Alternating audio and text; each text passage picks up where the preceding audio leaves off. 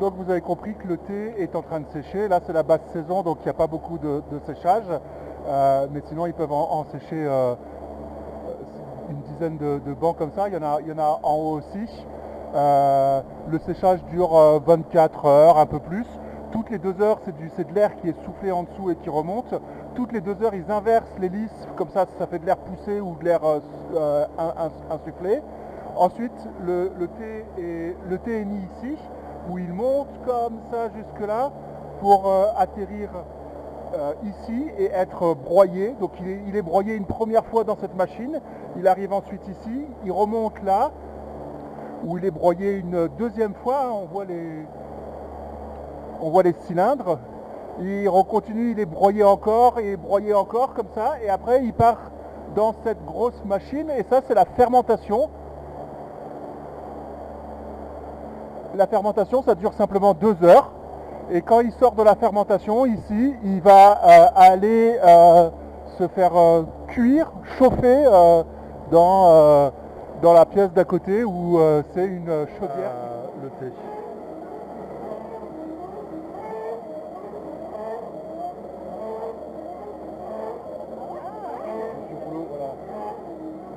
Le thé. Le thé reste au fond et l'électricité statique attire les impuretés, les fibres et tout ça.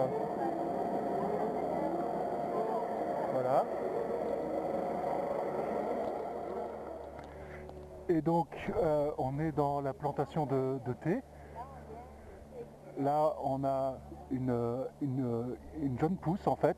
Et quand on prend le thé, quand on fait la cueillette, on ne cueille que les jeunes pousses, c'est-à-dire ce qui culmine en haut. Ce que vous voyez, le pédoncule au milieu, c'est ce qu'on appelle le fameux pécoé. Pour faire du thé noir, c'est un pécoé et 2 feuilles, ce que vous voyez à l'écran. Et pour faire du thé vert, c'est un pécoé et qu'une seule feuille.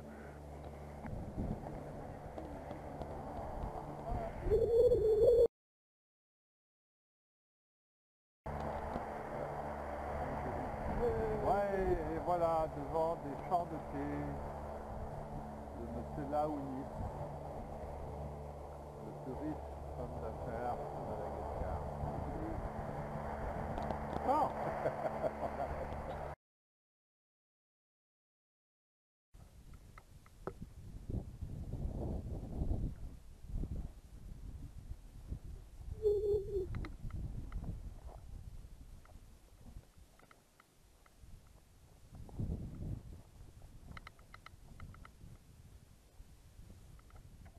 Donc là on est sorti de la plantation de thé, on a marché 45 minutes à travers la plantation, on a redescendu la montagne, là on la voit pas bien, on a traversé des petites maisons, des petites propriétés, et on arrive à l'endroit où on a déjeuné aujourd'hui, qui s'appelle l'hôtel du lac, et là on peut admirer l'ancienne gare.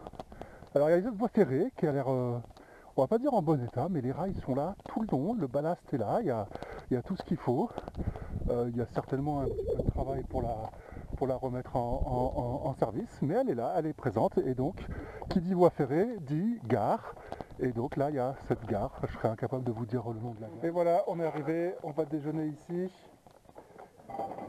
avec une superbe vue sur le lac, et vous avez vu les bungalows, ils sont tous sur pilotis.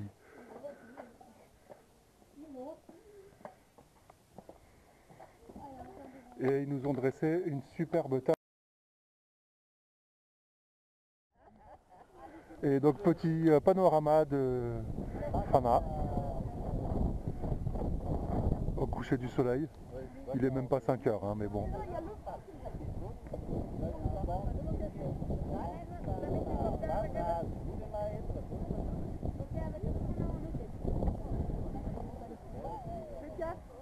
Et là, je sais pas si on le voit, on doit le voir, il y a le nouveau stade en bas, en bleu. Là-bas, on voit l'aéroport avec la grande piste au fond. Un peu à gauche du stade, il y a la gare et la voie ferrée. Là, dans l'axe, il y a deux églises. Il y en a en bas, c'est la ville des églises.